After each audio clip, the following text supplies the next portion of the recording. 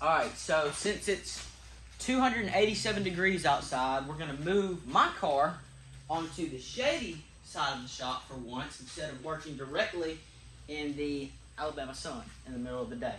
Well, not really in the middle of the day, but in the heat of the day. You don't have to take the cover all the way off. I'll put it back on whenever I get it out. Alright, so I'm not sure if I've videoed this starting on the panel before, but this is what we're about to do. I'm going to hit a quick little cold start on it.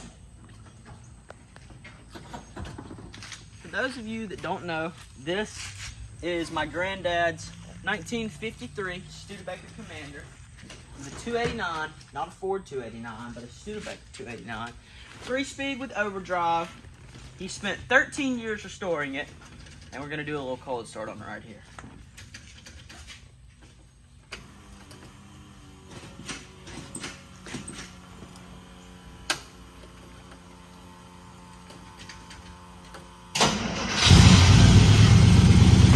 Starts up quicker than mine. Not really surprised though.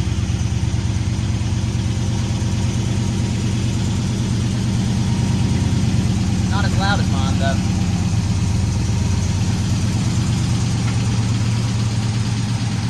It might scrape when it backs out. I hope not. Oh, it didn't that time.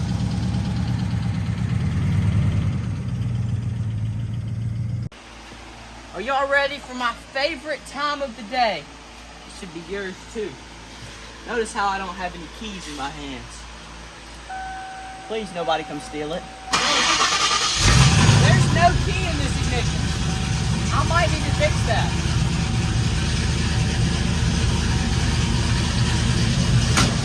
That's what I call keyless entry. Give it a minute.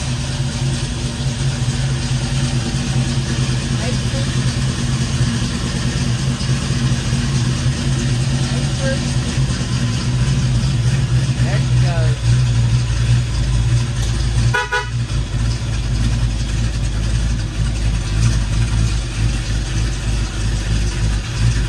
Got it.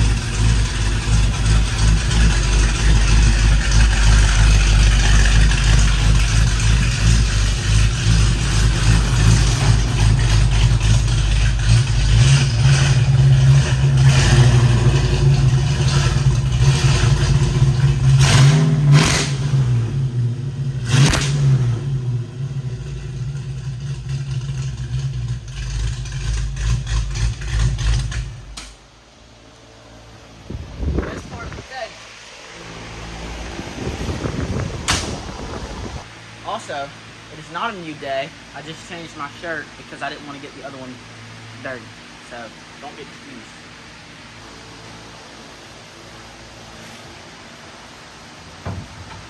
I'm waiting for you. Yeah. Alright. I was gonna relax. Oh, okay. Okay. We, so, you can probably tell the mass airflow sensor is not plugged up. And it hasn't been for the longest time. I have not been running the mass airflow sensor because the stupid thing doesn't work. So we figured out the problem. What had done happened was we had the wires wired into the wrong ports on there, and so the power wire was put in. This is the power wire. Was put in where this signal wire goes, and this signal wire is supposed to get about 0.1. I'm not sure, like maybe 5 or less volts, I think. 5 or less volts. And the power wire gets 12. So the power wire gets 12 volts and sent the 12 volts directly to the signal port on the ECU, and we think it fried it. 1050. So what we're gonna do is take the ECU out, unfortunately, and send it off to a place to get it remanufactured. That's what we're about to do. Good? Now, for those of you who don't know, my door's locked.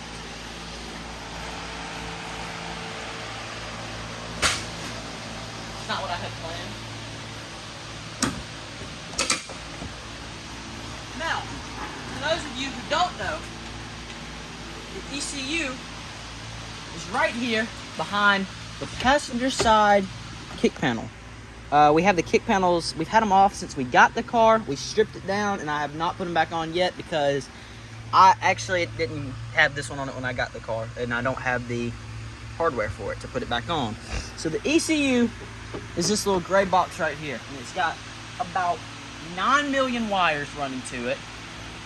All of them do different things for different parts of the car. To take it off, you need, I'm pretty sure it's a 13 millimeter socket, ratchet, wrench, whatever you want to use there.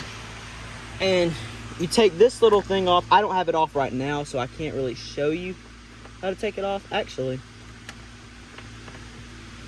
it might be off. I'm not really sure.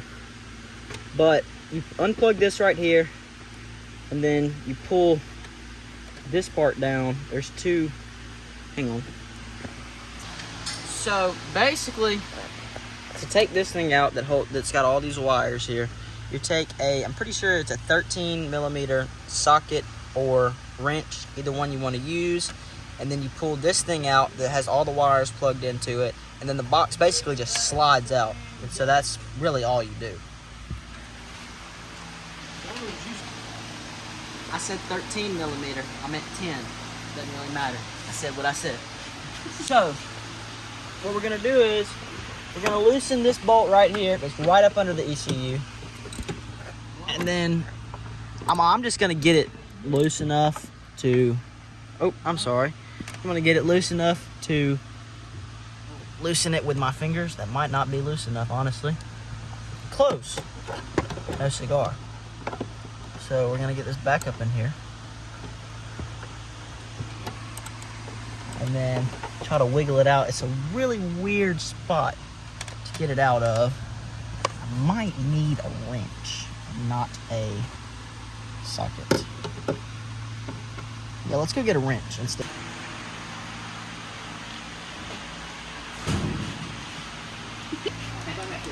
It's gonna work better. This is a socket wrench. One of those fancy tools. Oh yeah, I don't even know why I was using the socket to begin with. Hey, I want to know what's funny? I'm tightening it right now. It's probably not gonna work. Yeah, there we go. Look at that. Dang, I think we should just make all wrenches socket wrenches. It's wonderful right there.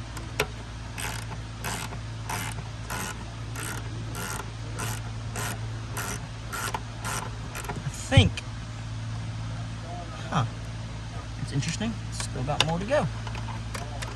All right. So basically what this bolt does is this little plug right here plugs into the ECU, and this bolt holds it in place.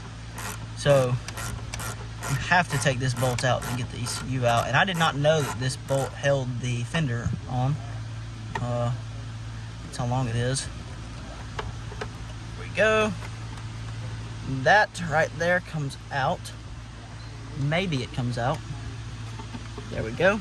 So that's what controls the car right there. So now I cannot start the car.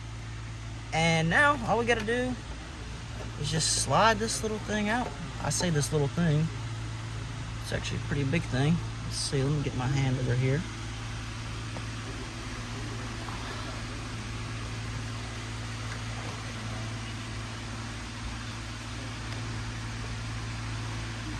Now, I've never done this before, so I'm sure there's going to be somebody saying, oh, you should have done it this way, or you should have done it that way. Well, I did it this way, so I'm sorry about that.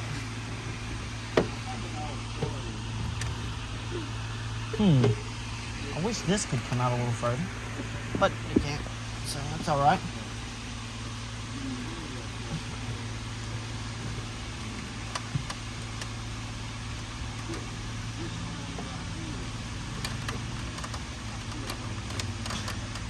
Got me on the camera now. Got Dad taking it out. I had to call him back up. I did not realize that it was that big. I thought it was like this big. It turns out it's about 3 times bigger than that. So, thank you, Dad. No problem, my friend. Oh, whoa. Hey, guys. I'm gonna stop the video right here, all right? So, in this next clip, I did something really silly and didn't film anything about putting the ECU back in. So basically what we did was we put it back in because the ECU that we took out was for a manual car. Mine's an automatic, unfortunately. But anyways, we took it out, realized it was manual. So what we're gonna do is, instead of getting it remanufactured, since it's for the wrong car, we're gonna get a Mega Squirt so that I can get a little laptop, put a little tunes on there, make it pop a little bit, mess with the airflow, the fuel, all that good stuff, so that I can throw some heads on it, other bolt-ons, intake, you know, whatever I might want to do, whatever my crazy little mind thinks of to put on the car. But in this next clip, you're gonna see me being really silly talking about this window not rolling up. But that's just, hope I cleared up the confusion. Thank you. Bye-bye. All right, now that we have the ECU out, we might have possibly messed up the window because it won't roll up now. So there are some ups and downs to having power windows.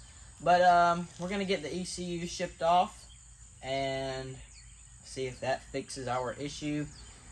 That's really all we have for this one though. So make sure y'all like and subscribe. I want to see if we can hit 300 subscribers by the end of this month.